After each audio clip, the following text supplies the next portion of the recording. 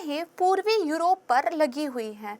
Ukraine पर रूस के आक्रमण के बाद अमेरिका और उसके सहयोगियों ने रूस पर कड़े प्रतिबंधों की घोषणा कर दी है, जिसमें से एक है वित्तीय मैसेजिंग ऐप स्विफ्ट से रूस का बहिष्कार। ऐसा माना जा रहा है कि सभी प्रतिबंधों में ये सबसे अधिक प्रभावकारी सिद्ध होगा।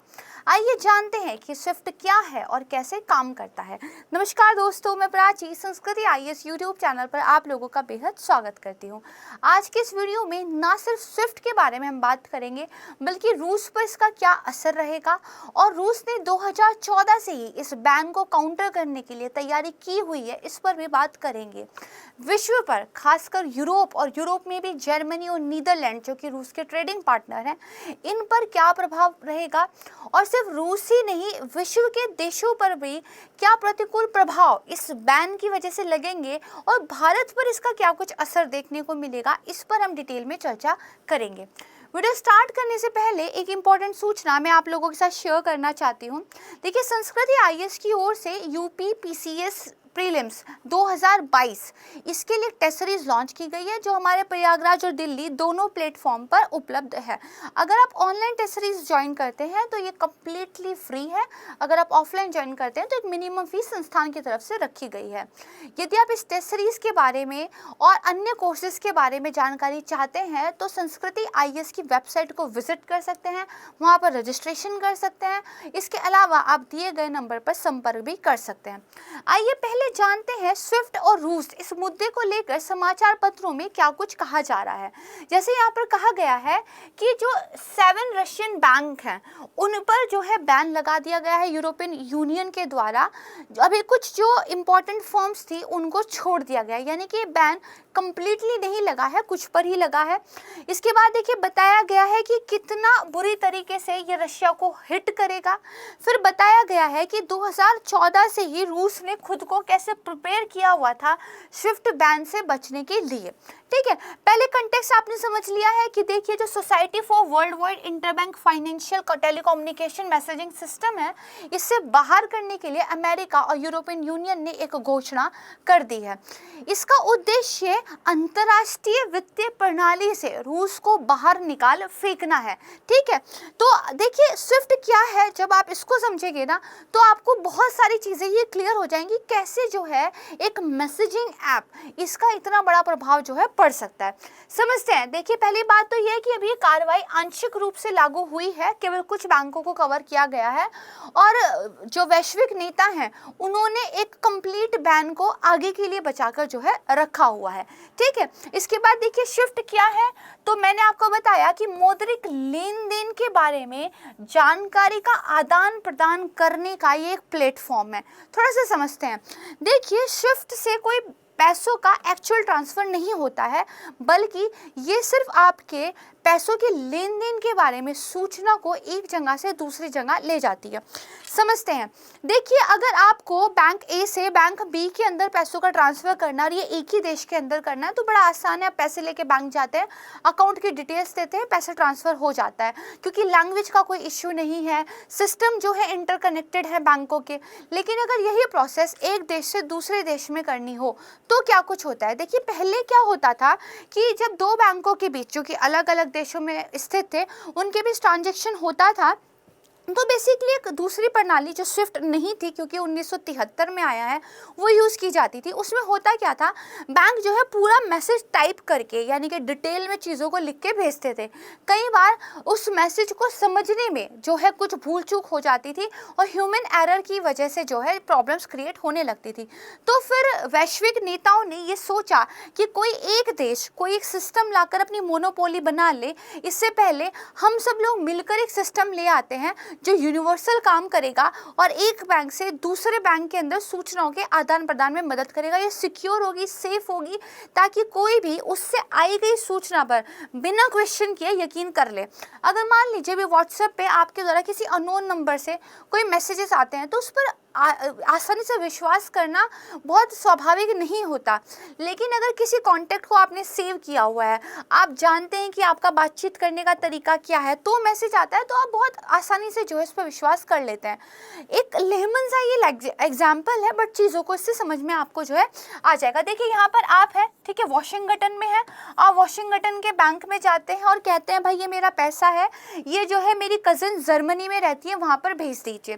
तो देखिए आपका एक नास्ट्रो वॉस्ट्रो अकाउंट होगा, इस अकाउंट में आप पैसे भेजते हैं और फिर इस अकाउंट में देखिए इस बैंक का भी खाता है, इस बैंक का भी खाता है, यहाँ से उस बैंक के खाते में पैसा जो है ट्रांसफ़र कर दिया जाता है।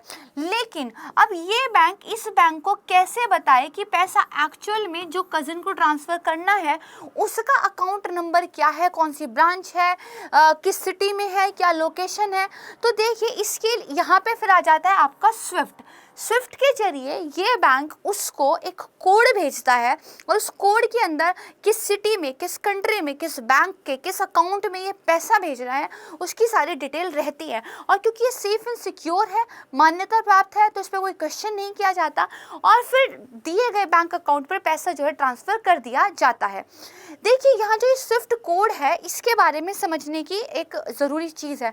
अगर प्रीलिम्स में कभी क्वेश्चन आपको आए कि जो आपका बैंक आइडेंटिफायर कोड है उसके दौरान दिए गए स्टेटमेंट्स में से सही बताना है, तो ये बैंक आइडेंटिफायर कोड क्या है, ये नई टर्मिनोलॉजी कहाँ से आ गई।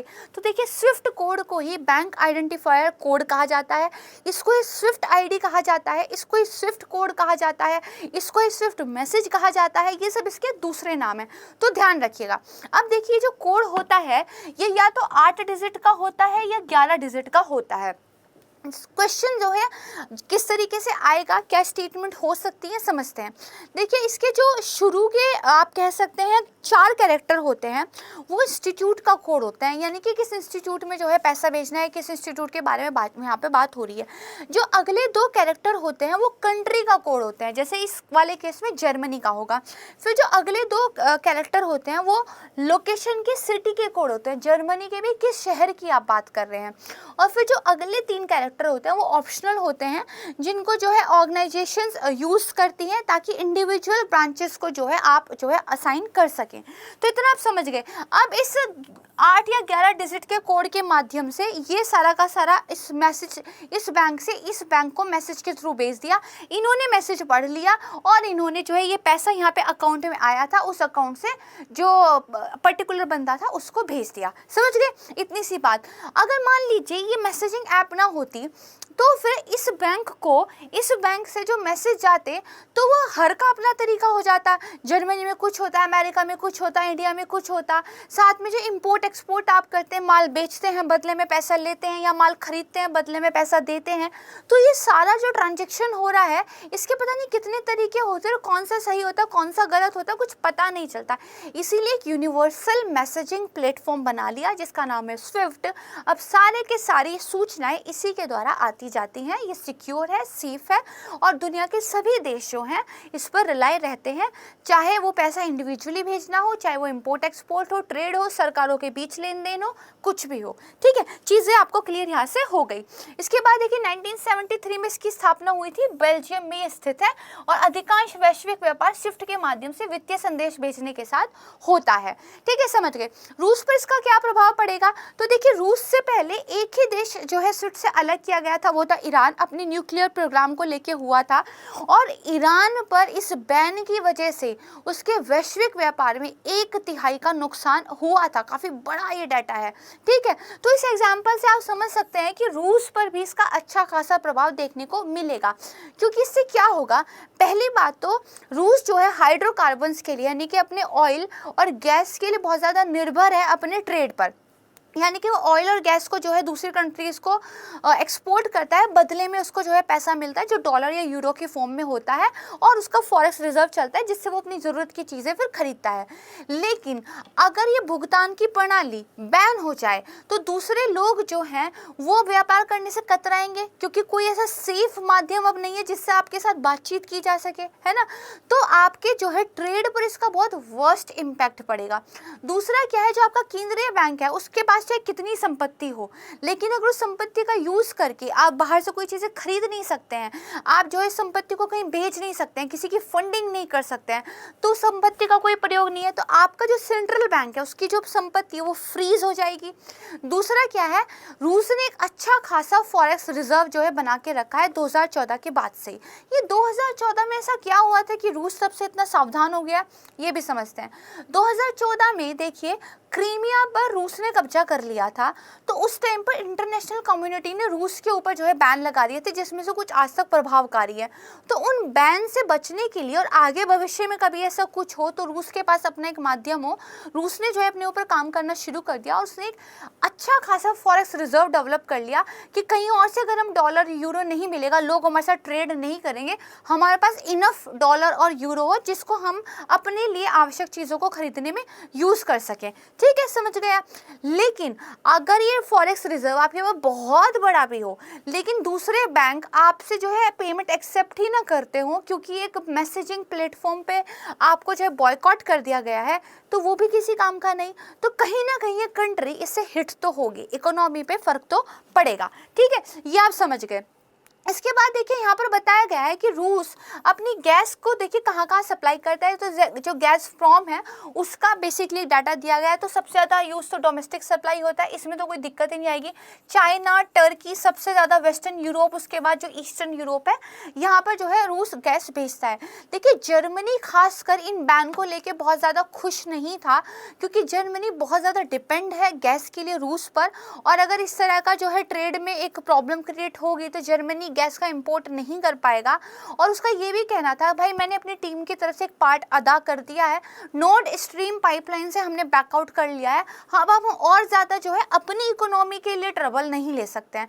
ये जो है नीदरलैंड का भी कहना था। इसीलिए कहीं ना कहीं देशों के बीच में सहमति बनी है कि सारे बैंकों पे ऐसा नहीं करते हैं, अभी कुछ बैंकों पे ही ऐसा करते हैं। ठीक है, इसके बाद यहाँ पर एक बताया हुआ है कि देखिए कौन कौन सी पाइपलाइन जो है काम करती है यूरोप में। यहाँ पर देखिए नॉर्ड स्ट्रीम पाइपलाइन जो कि नंबर 1 से डिनोट की गई है, ब्लू कलर में ये दिखाई गई है। ठीक है, इसको आप थोड़ा सा समझ लीजिए। रूस की क्या प्रतिक्रिया रही है, तो देखिए रूस की प्रतिक्रिया को हम आगे थोड़ा और डिटेल में समझेंगे। अभी आप इतना समझ लीजिए कि रूस पीछे तो नहीं हट रहा है फिलहाल जो सिनेरियो है अपने अग्रेशन को लेकर, लेकिन रूस के पास एक ऑल्टरनेट सिस्टम है जो उसने 2014 से ही डेवलप कर लिया था, जिसका नाम है system for transfer of financial messages. ठीक है, वो ऐसे विकल्पों पे काम कर रहा है। ये रूस के सेंट्रल बैंक का एक मैसेजिंग प्लेटफॉर्म है और अभी इसका 20% ट्रेड इसी के माध्यम से हो भी रहा है। इसके अलावा रूस देखिए चाइना का जो उनका अपना एक सिस्टम है जो कि है कि cross border interbank payment system CIPS, उसके साथ मिलकर काम करने के बारे में बात कर रहा है।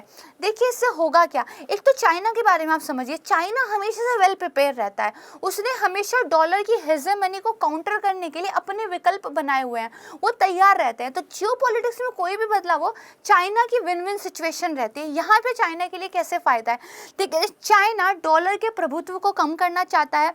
अगर रशिया को बॉयकॉट हो जाता है स्विफ्ट से और रशिया जो है चाइना के साथ मिलकर काम करने लगता है, तो कहीं ना कहीं दो देशों ने यूएस के सैंक्शंस को धता बता के एक ऑल्टरनेट तरीका निकाल लिया ट्रेड करने का, तो आपका जो प्रभाव था वो तो कम हुआ।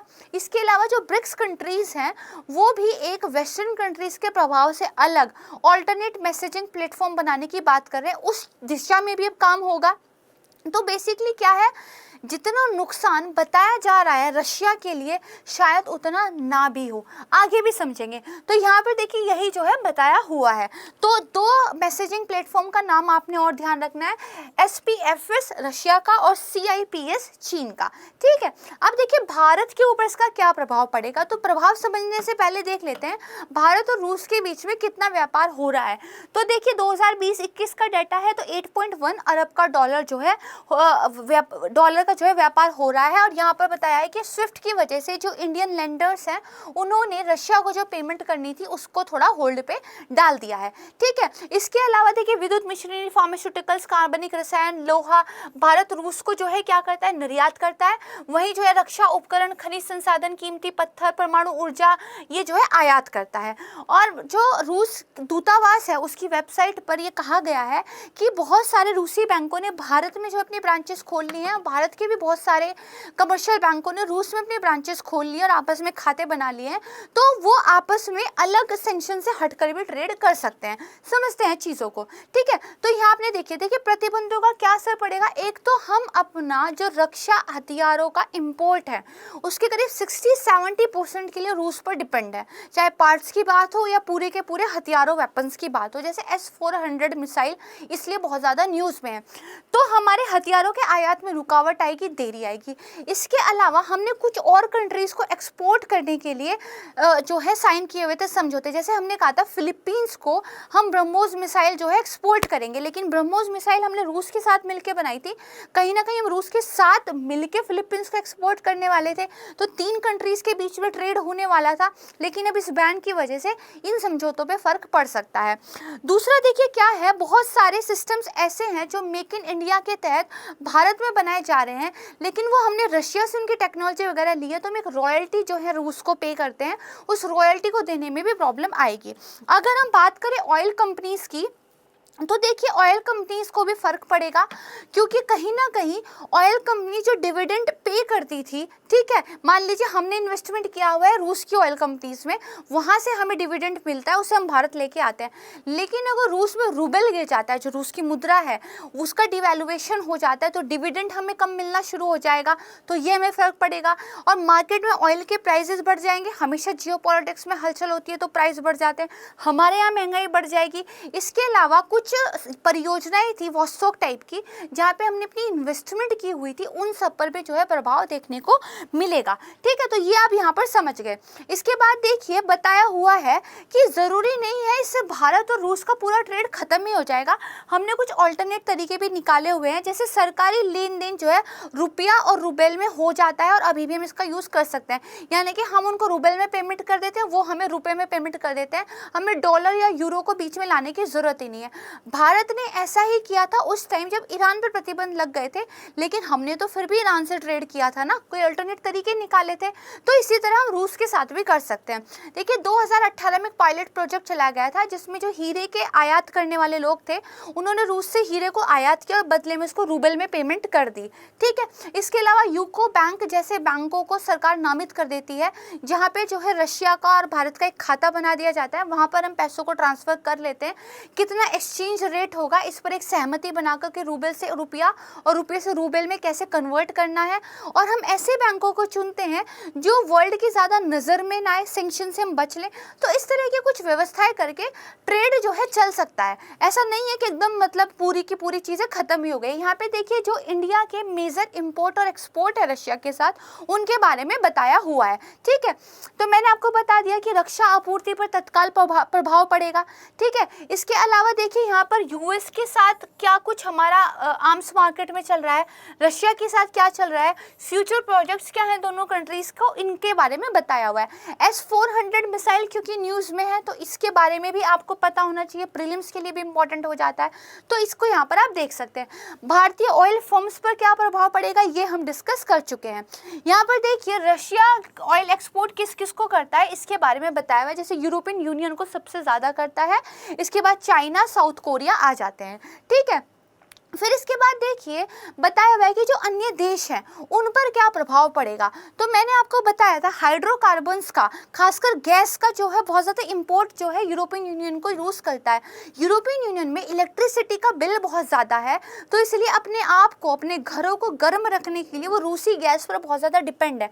अगर ये गैस जो है उनको नहीं मिलेगी तो उनको अपने इलेक्ट्रिसिटी बिल को लेकर डे टू डे लाइफ में बहुत स्ट्रगल करना पड़ेगा, और रूस की जगह किसी और आपूर्तिकर्ता को खोजना ये भी जो है बहुत आसान नहीं है, तो यूरोप पे इसका प्रभाव जो है पड़ेगा। लेकिन साथ में देखिए जो यूरोपियन कंट्रीज हैं वो ऑयल के लिए, गैस के लिए, साथ में मेटल्स और मेटल्स से जुड़े हुए जो अदर एलिमेंट्स हैं उनके इंपोर्ट के लिए रूस पर निर्भर है, तो इस पर जो है फर्क देखने को मिलेगा। तो कहीं ना कहीं यूरोप पे भी फर्क पड़ेगा और रशिया पे भी फर्क पड़ेगा, साथ में से अमेरिका और जर्मनी पर देखिए प्रभाव पड़ेगा, क्योंकि स्विफ्ट मैसेजिंग प्लेटफॉर्म के द्वारा रूसी बैंकों के साथ सबसे ज़्यादा कम्युनिकेशन अमेरिका और जर्मनी के बैंक करते हैं। अगर आप बॉयकॉट कर देते हो रूस का, तो आप उनके साथ कैसे कम्युनिकेशन एक इस्टेब्लिश करोगे, इस पर जो है फ़र्क देखने को मिलेगा। यहाँ पर देखिए बताया गया है कि रशिया का मेजर एक्सपोर्ट डेस्टिनेशन कौन कौन से हैं। ठीक है, तो ये तो अदर आ जाता है। उसके बाद आपका चाइना, नीदरलैंड, यूके, जर्मनी, कुछ कंट्रीज़ के बारे में बताया हुआ है। अब यहाँ पे बताया हुआ है कि रूस ने प्रतिबंधों को लेकर खुद को तैयार करने के लिए क्या कुछ किया हुआ है। तो देखिए SPFS सिस्टम के साथ वो तैयारी कर रहा है। ठीक है, इसका 20% अंतर्राष्ट्रीय व्यापार अभी इसके माध्यम से हो रहा है। ठीक है, इसके अलावा चीन का जो CIPS है वो 100 से ज़्यादा देशों के नेटवर्क पर आधारित है और इसके साथ जो है रूस मिलकर काम कर रहा है। इसके अलावा अगर आप एक मैसेजिंग प्लेटफॉर्म नहीं देते तो फ़ोन, आपका ईमेल्स है ना, फैक्स, ये तो बच रहा है ना, इनके थ्रू तो व्यापार हो ही सकता है। माना कि ये सिक्योर नहीं है और थोड़ा सा इन्वेस्टर्स घबराते हैं और आपके इन्वेस्टमेंट वगैरह पे प्रभाव पड़ेगा, इकोनॉमी पे फ़र्क पड़ेगा, बट स्टिल ऑल्टरनेटिव जो ऑप्शंस हैं वो अभी भी उपलब्ध हैं। ठीक है, एक एग्जांपल से समझते हैं। आप और आपका दोस्त व्हाट्सएप के जरिए बातचीत करते हैं। मान लीजिए व्हाट्सएप ने आपके दोस्त को बैन कर दिया, तो अब आप अपने दोस्त के साथ कैसे कम्युनिकेट करेंगे? तो आप मैसेज के थ्रू, टेलीग्राम के थ्रू तो कम्युनिकेट कर ही सकते हो। फ़र्क बस इतना रहेगा क्योंकि व्हाट्सएप आपको इंक्रिप्शन उपलब्ध कराता है, तो आपको सेफ्टी, वो सिक्योरिटी बस नहीं मिलेगी। ठीक है, तो यही सेम केस है यहाँ पर भी। देखिए स्विफ्ट बैन इतना गंभीर क्यों है? जैसे किसी देश का आप इंटरनेट रोक दें, उसको ब्लॉक कर दें, वहाँ पे इंफॉर्मेशन का आना जाना बिल्कुल बंद हो जाए, वैसा ही स्विफ्ट बैन करता है। ठीक है, और अब तक पूरी वीडियो में आप समझ गए होंगे ट्रेड पर इसका बहुत फर्क पड़ता है, जिसकी वजह से इकोनॉमी जो है हिट होती है। ठीक है, तो ये आप समझ गए। इसके बाद देखिए यहाँ पर बताया हुआ है कि रशिया जो है वो यूरोप को गेहूँ भी पहुँचाता है, तो कहीं ना कहीं एग्रीकल्चर प्रोडक्ट के ट्रेड के लिए भी रशिया पे फर्क पड़ेगा और साथ में यूरोप को भी अपनी खाद्य आपूर्ति के लिए अन्य देशों पर निर्भर होने के उपाय जो है सोचने पड़ेंगे। ठीक है, तो पूरी आपने वीडियो में यहाँ तक समझ लिया स्विफ्ट है क्या, इससे हर किसी पर क्या प्रभाव पड़ेगा। ठीक है, तो आपके सारे कॉन्सेप्ट्स क्लियर हो गई होंगी। कभी भी क्वेश्चन आए तो एक चीज ध्यान रखिएगा, स्विफ्ट एक्चुअल पैसा ट्रांसफर नहीं करता है, ये सिर्फ एक मैसेजिंग ऐप है, ये इन्फॉर्मेशन का आदान प्रदान करने के काम आती है। ठीक है, तो आज के लिए बस इतना ही। मेरी पूरी संस्कृति आइस टीम की तरफ से आप लोगों का बेहद धन्यवाद। आपका दिन शुभ हो। नमस्कार।